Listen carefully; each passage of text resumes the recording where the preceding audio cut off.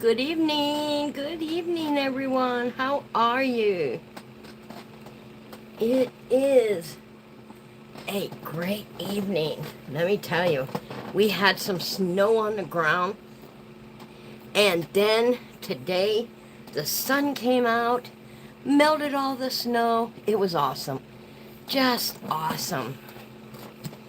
And I came on just a few minutes early, not too early. So we'll give people time to see that I am in here, and I put up the beautiful decorations for March.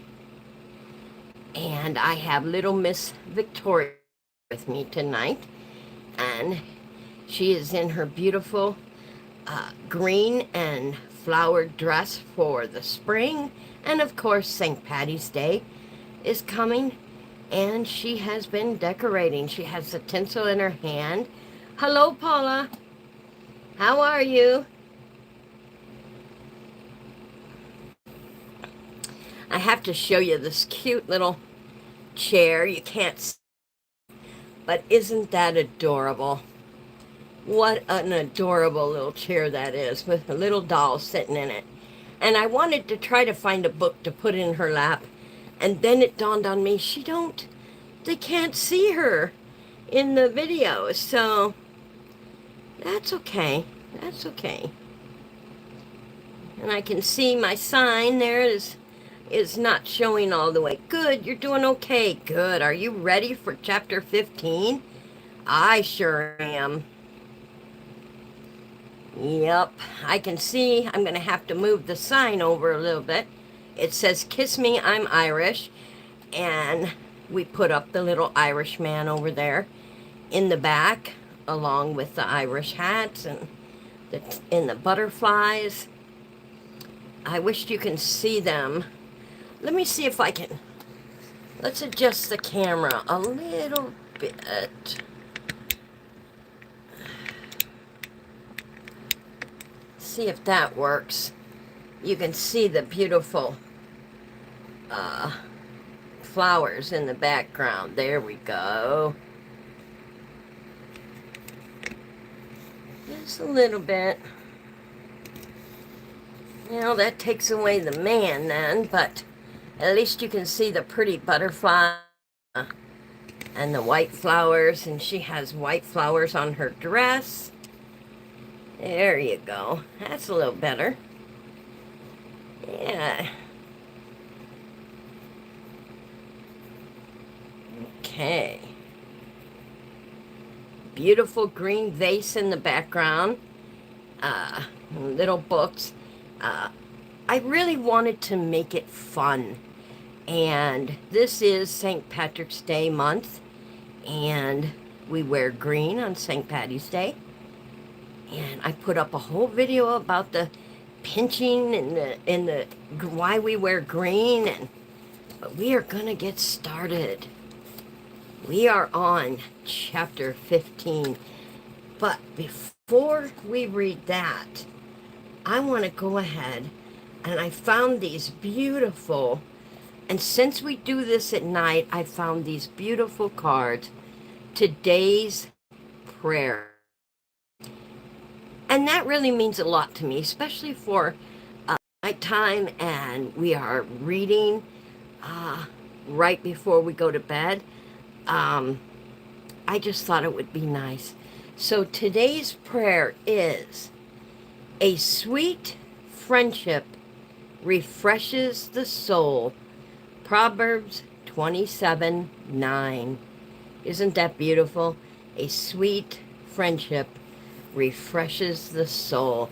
And so every Wednesday before we read, I am going to say one of these prayers, and then we will go ahead and put it back here. I'll put it in the back so we don't reread the same one. But that is what we're going to do before we begin to read. I just think that makes the night settle and beautiful. So let's get, and as you see here real quick, Victoria has a little muff on because she wanted to wear her spring outfit, but yet we still have snow. Kind of confusing, isn't it? So she's got a warm muff on to keep her warm, and yellow shoes, beautiful shoes, and her white tights. And she is set for spring and St. Patty's Day. Isn't that dress just gorgeous? All right, let's get started. Chapter 15. Are you all set for your interview? Robin asked Libby Wednesday morning on her way out of the gym. You're joking, right? Libby had such a good feeling about the job opportunity. She couldn't be more prepared to meet the deputy district attorney. Not only was her resume up to date and her references top notch, but Libby had a gut feeling about this from the moment Robin had mentioned it. She might have blown her talk with Ava, but this was familiar ground for Libby. Her resume was impressive, even if she said so herself. Robin had made it a point of talking her up at the office. Nothing would please Libby more than to inform Herschel, if he were ever to want her back, that she already had another job and it was too late. But then, she had been confident before and gone down in flames. One minute she was riding high, and the next she was batting down doubts. Robin wasn't the only one to offer her advice. Morning, Philip said, meeting up with her in the gym. Clearly, he had been waiting for her. Hi, she held on to her gym bag with both hands. I wanted to wish you good luck with that interview this afternoon. Oh, thanks. I might be overconfident, but I have a good feeling about this one. You'll do great. Call me afterward, okay? Sure. They went out together. Just outside, Philip glanced over his shoulder when he apparently didn't see anyone. He bent down and gently pressed his lips against hers in a slow, lingering kiss. For luck, she asked. He grinned. You don't need luck. You're going to wow that deputy district attorney. His encouragement was better than a weekend's worth of emotional seminars. All at once, Philip frowned. That deputy is a woman, right? As a matter of fact, yes. His brow relaxed. Good. If you're going to wow any man, I want it to be me. I'll take that under consideration. Do that, counselor. With that, he was off, and so was she. Libby arrived at the hospital an hour later. When she reached the nursery, Sharon told her Abby Higginbotham from HR had asked to speak to her. Should I phone or go down to Abby's office? Libby asked, wondering if there was something wrong. She had been approved as a volunteer already and couldn't imagine why the head of HR would want to speak to her. She'd best find out. Riding the elevator downstairs, Libby realized that she had found a second home at Seattle General. Over the last few weeks, she had met several physicians and nurses, plus other volunteers. Word had gotten around that she was dating Philip Stone, and people seemed to be curious about her and went out of their way to make an introduction. Human Resources was on the first floor. Libby stepped into the office and spoke to Abby's assistant. Abby asked to speak to me. I'm Libby Morgan. Oh, hi. If you'll wait here a moment. Of course. Libby sat and reached for an outdated magazine while the assistant went into Abby's office. She emerged a few moments later and said, Abby will see you now. She held the door open for Libby, who walked into the office. Abby stood up behind her desk and extended a hand. "Sit down, please." Libby did as requested. "Can I get you anything to drink?" "I'm fine, thanks." Libby was more curious than thirsty. Abby looked uncomfortable. "I asked to speak to you in order to apologize." "Apologize?" Libby repeated. "Whatever for?" "I understand that Sharon Jennings gave Dr. Stone your personal information. Philip can be quite persuasive when he wants to be." The corners of her mouth quirked just slightly with the beginnings of a smile. "According to hospital regulations, Sharon should have contacted you first for your approval. I heard about it later and wanted to be sure there isn't a problem." Libby held up her hand. "No problem whatsoever." Abby's gaze held Libby's. "Are you sure?" "Positive." Libby stood, eager to return to her babies. "Is that all?" "That's it," Abby assured her. Abby escorted her to the door, opened it for her. "We have a huge fundraising dinner coming up soon. I hope you'll be able to attend." She mentioned the date and time. "I'll look forward to it," Libby told her. When she arrived back at the nursery, Libby realized she was humming. She enjoyed singing to the babies. While knitting calmed her, she'd discovered that time with these newborns inspired and invigorated her. If anyone told her as little as 8 months ago that she would be rocking newborns and singing Bob Dylan songs, then she would have laughed them out of the office. Times they were a-changin'. When Libby entered the nursery, she noticed Sharon looking worried. "2 sets of twins being born," she told Libby. "We've got our hands full." "Not to worry, I'm here." I thank the good Lord for that. Every nurse on staff was full gate. This first set, a boy and a girl, arrived in the nursery, and the flurry of activity continued as the next set arrived less than 1 hour later. This time it was 2 boys, identical twins. All too soon, Libby had 4 screaming and angry newborns demanding her attention. "Make that 3 multiple births," Sharon said, stopping only long enough to take a short break. "This has never happened in all the years I've worked at the hospital." 3 sets of twins born in the same day. Libby loved it.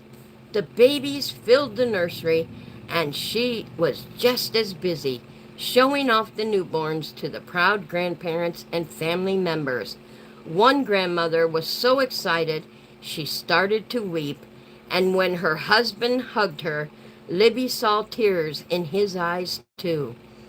This was pure, undiluted joy, happiness that could be expressed only through tears. Hello, Mrs. Sheila. How are you? Oh, hello. How are you guys? Thanks for joining.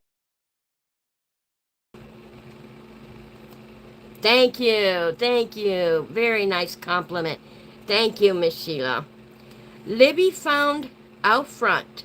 Sharon was the last set of twins, had been born 6 weeks premature, and there were multiple complications. Called in, and 3-pound girls were sent to NICU and nearly collapsed at her desk. She looked completely exhausted. "Oh my, I can't remember a morning like this in years." Libby laughed. There were some pretty excited family members here as well. She looked up and happened to catch a glimpse of the wall clock. 12:55. What? That time couldn't be right. It just couldn't. Tell me that clock is fast, Libby begged as she hurriedly untied the back of her hospital gown. Her heart was already in pure panic. If she was late for this interview, she'd never forgive herself. Robin wasn't likely to forgive her either. Sharon glanced at her watch. No, it's right.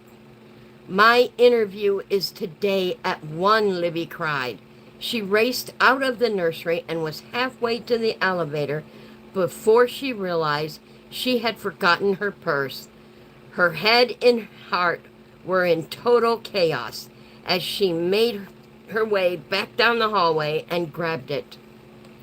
Unwilling to wait for the elevator, she took the stairs, racing down them as fast as her legs would carry her, bouncing from one step to the next with such speed that it jarred her teeth. Once outside, she managed to flag down a cab, only to get caught in a funeral procession that ate up the additional 5 minutes. It seemed everything that could go wrong had or would. While in the taxi, Libby brushed her hair and freshened up her makeup. She intended to change clothes, but it was far too late for that now. Her hand shook so badly that it was a wonder the lipstick didn't get smeared across her entire face. Once at the King County Courthouse, she paid the driver and told him to keep the change. Libby was breathless by the time she raced up the multiple sets of stairs that led to the inside of the building. Getting through security seemed to take a lifetime, and then was forced to wait for the elevator. She was late. So late. Libby couldn't believe this was happening. Robin was going to be furious, but no angrier than Libby was with herself. Babies! She had gotten so caught up with the newborns that she had simply lost track of the time. Once she was on the right floor, Libby raced down the corridor and paused only long enough to take in a deep, calming breath before she opened the door. Her only hope, her one chance, was if no one noticed how late she was. Hello, she said, giving the woman at the desk her biggest, most charming smile. I'm Elizabeth Morgan. I'm here for my interview. The receptionist looked down at the clipboard in front of her. Your appointment was at 1. I'm afraid you'll need to wait, as another applicant is with Ms. Rabb at the moment. Libby groaned inwardly and glanced at the wall clock. She was 15 minutes late. I apologize for being late. Take a seat, Miss Morgan. I'll call you. Rabb is free. The receptionist disappeared. Despite the receptionist's instructions, Libby remained standing at the desk, too nervous to sit down. She turned expectantly when the other woman returned a few minutes later. Miss Rabb will see you now. She led Libby down a hallway and into an interview room. The deputy district attorney stood with her back to Libby when she entered the room. Thank you so much for seeing me, she said, doing her best to sound calm and professional. Her heart felt like it was racing double time. You're not exactly starting off on the right foot, are you? No, and I apologize. The fault is entirely mine. Libby was willing to accept responsibility. She had no one to blame but herself. She couldn't even attribute the multiple births to a full moon. One thing was crystal clear. Miss Rabb didn't want to hear excuses. Unfortunately, the interview didn't go well. Libby wasn't able to regain the ground she had lost by showing up late. She did her best to impress the deputy DA, but it was clear that she had blown it from the moment she walked into the room. She had as much chance of getting this job as a donkey did of winning the Kentucky Derby. With her head filled with self-recrimination, Libby left the building. Her cell phone rang a few minutes later. When Libby glanced at the caller ID, she groaned. Robin Hamlin. Hello. She was tempted not to answer, but she might as well get this over with now and be done with it.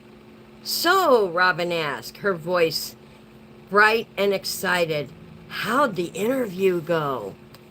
Not so good. Robin sucked in a deep breath. Or that was what it sounded like to Libby. Why not? Her friend demanded. You're a perfect fit. I talked you up and so did Roy. I was a little late. You? Robin cried. You're never late. What happened? I was at the hospital. The emergency room? Are you okay? Her voice softened considerably. For just an instant, Libby was tempted to make up a wild story that would excuse her and at the same time garner Robin's sympathy. If she were a better liar, she might have attempted it. Anything not to have listened to Robin's irritation. Not that she blamed her.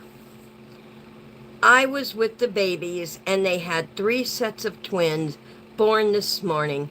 Time got away from me, and... Hold on, Robin said, cutting in. Are you telling me that you were late for the interview because... She paused as she found it so unbelievable that she couldn't even say the words. Because you were rocking babies? No way to deny it. Yes. A shocked silence followed, and then, just as Libby was about to speak, Robin said, I don't know you anymore. Libby, I don't know what happened to the woman I once knew, but that person isn't you. Listen, I have to go. And frankly, it's a good thing. Having said that, the line was disconnected. Libby stared down at her cell phone and wanted to crawl into the nearest gutter and disappear. Not only had she let her friend down, she was deeply disappointed in herself.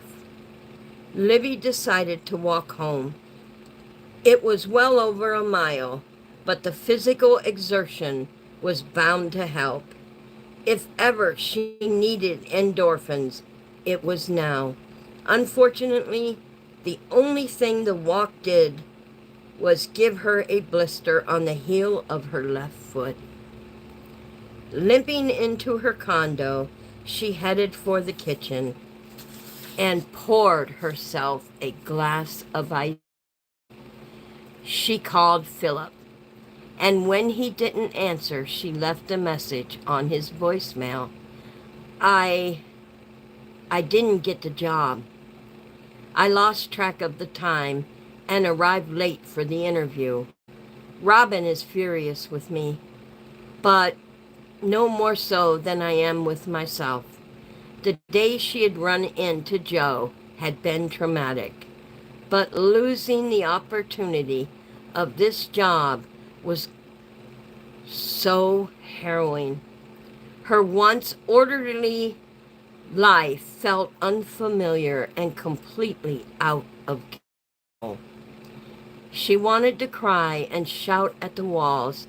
Stamping her feet was out of the question, with that blister, of course. Her throat felt parched and her head throbbed. Her friends were few, and she feared she was about to lose one that she really needed. Her knitting sat on the coffee table, but Libby was too agitated even for that. what she needed, what she wanted, Libby realized was her mother. Wow, what a chapter. Now we know why Robin was pacing her office. Oh, poor Libby. I mean, when life pours lemons, it pours lemons. So I hope she takes the opportunity to turn it into lemonade. All right, you guys, I'm going to take a quick break and get a drink. Not too long, though. I'm gone less than a half a minute. I'll be right back.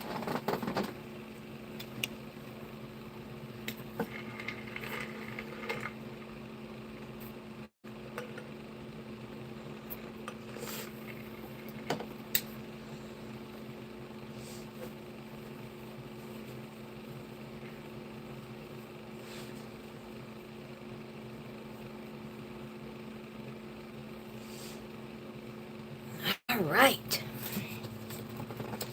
Oh man, I just can't wait to see what's going to happen in chapter 16. All right, here we go. Robin paced the confines of her compact office with such determination that she nearly walked straight into the wall. In all her years as a prosecutor, she never asked for favors from anyone, but she had gone out on a limb in order to help Libby. And now her friend had squandered the opportunity. Libby had lost track of time because she was rocking babies. Unbelievable. She noticed the subtle changes in her friend over the last several months. It was though priorities had gone askew, as if she had lost sight of what was important. Although they hadn't spoken of it, Robin feared Libby's finances weren't in the best of shape. Now this. Nothing added up. Then there was Libby's budding relationship with Dr. Stone. Perhaps the root cause for these subtle changes had nothing to do with the hospital after all. Perhaps this was what romance did to a person. Romance. Oh, the two of them were such dorks when it came to men. Libby's prospects were certainly looking up, while her own were stalled. With her arms folded around her middle, Robin looked for a way to vent her frustration. Roy had been wonderfully helpful in connecting Libby with his contact, but she hadn't heard from him since and wasn't sure what her next move should be, especially given what had just happened. Because she was due in court in a few minutes, Robin did her best. Thank you, Paula. I love it too. It's really, really a good book. Robin did her best to concentrate on the case before her. It should be a slam dunk, but she needed to focus and let go of her irritation with herself and with Libby. Otherwise, she might easily make a mistake in her job. A mistake could mean a defendant got off scot-free. On her way to the courtroom, she passed Judge Bollinger. His face lit up in a smile when they walked by each other in the hallway. He appeared to be leaving for the day. She longed for an excuse to speak to him, but she couldn't think of a solitary thing to say. Thankfully, he didn't stop to ask how the job interview had gone for Libby. Robin wouldn't have known what to tell him.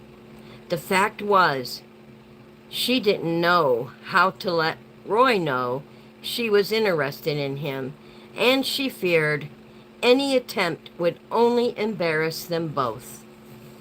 It didn't help that every time he was close, she grew tongue-tied. She couldn't barely speak, but in the courtroom, and she was never at a loss for words. But with Roy, she felt like a schoolgirl all over again. Like Libby, Robin had dedicated her entire life to the law, so much so that she had little experience with men. Over the years, there had been an affair or two, one in college and another following her divorce, but both had ended badly and left her determined not to repeat her mistakes. With Roy, it was different. She admired him from afar for a long time, fearful of making a move. Robin had joined the gym hoping to lose a few pounds and make herself as attractive as possible. She thanked Libby for that. Without her fellow attorney spurring her on, Robin would have dropped out long ago. When they first started exercising together, they had been casual friends. Gradually, Robin had grown closer to Libby, but not so much that she felt comfortable sharing her feelings about the judge. Still, she could tell Libby had guessed there was a man behind Robin's interest in losing weight. Over the last 2 months, Robin had come to think of Libby as a close friend. Friends enough that she had been willing to help Libby find employment. It had been grossly unfair for Libby to be laid off in the first place. Despite the generous severance package, being unemployed had been hard on Libby in a number of different ways. Her ego had been badly bruised, and after so many months without work, her confidence was wounded. Robin had sympathized and wanted to help. She saw so much of herself in Libby. Both were hardworking, determined, goal-oriented, and focused. Robin couldn't imagine what she'd do if she were to lose her job. No doubt, like Libby, she'd assumed she'd find another one without a problem. But would she? Back in the office after the hearing, Robin sat down at her desk and braced her head in her hands. Embarrassing as it was, she felt she needed to connect with Alice Rabe and apologize for bringing Libby to her attention. She had given Libby a glowing personal recommendation, and apparently Roy had as well. By showing up late, Libby had made not only herself look irresponsible, but Robin too. Reluctantly, she reached for her phone and was connected with Deputy District Attorney in short order. "I take it the interview with Elizabeth Morgan didn't go well?" Alice snorted. "So, it had been that bad." "That's putting it mildly. Your friend," Alice said with heavy emphasis, placed on the word friend, "arrived in jeans." Robin squeezed her eyes closed. Could this get any worse?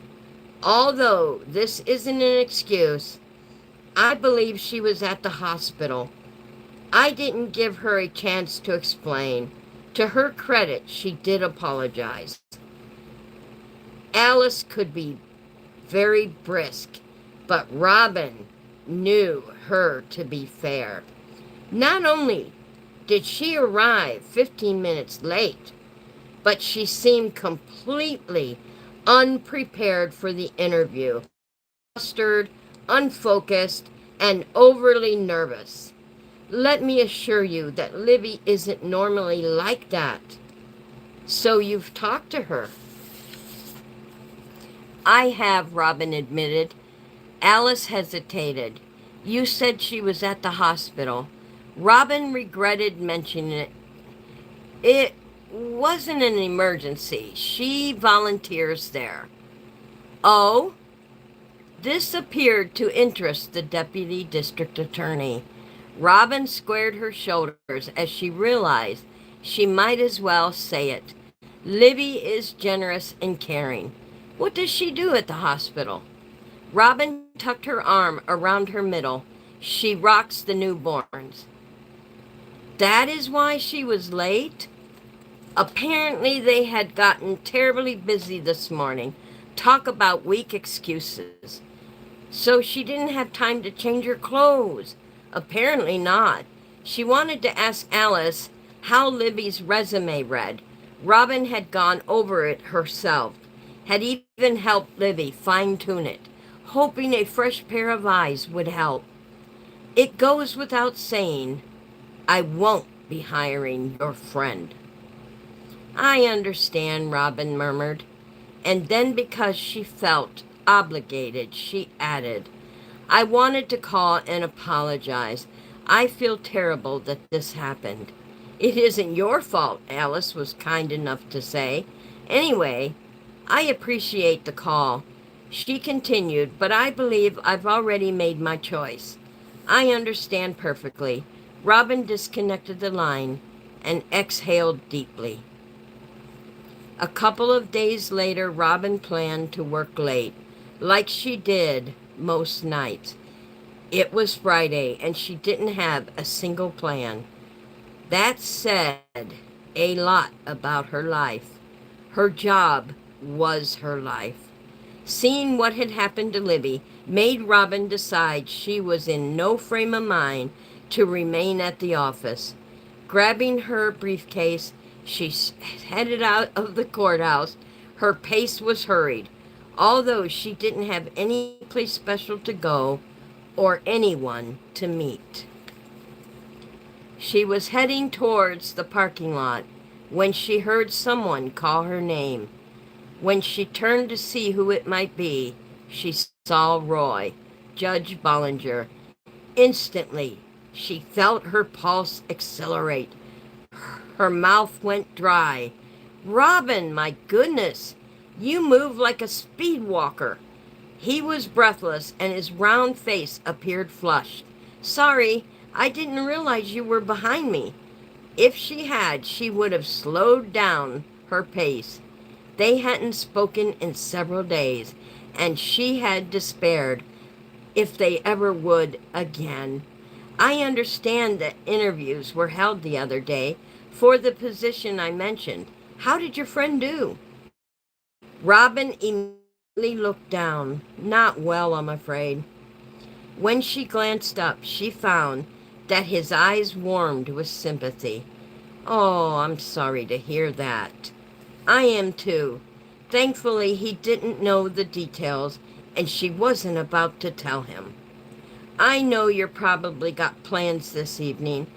I don't, she blurted out, interrupting him. He smiled briefly. Would you care to join me? I generally have a glass of wine on Friday evenings. My wife and I. He hesitated at the mention of his wife. I'd enjoy it very much. The dear man had no idea how she had been hoping for just this invitation. There's a nice bar in Seasons, he suggested. Shall I meet you there? Sure. He could have suggested the oh my goodness, a big long word. On the moon, and she would have found a way to get there. Shall we say, he paused and glanced up at his watch, 30 minutes? Perfect. He turned away then, and Robin waited until he was out of sight before she broke into a dance, thrusting her arms into the air and turning around in a complete circle. Boy, she went from aggravated to happy, and that brings us to the end of chapter 16. Oh my goodness. Well, there is more characters. I guess during the book club meeting today we missed a few, but we'll get them added on there next week on the next book club meeting. they're not very prominent characters, but I'll tell you what, I could not wait to do these 2 chapters. I have been chomping at the bit to read chapters 15 and 16.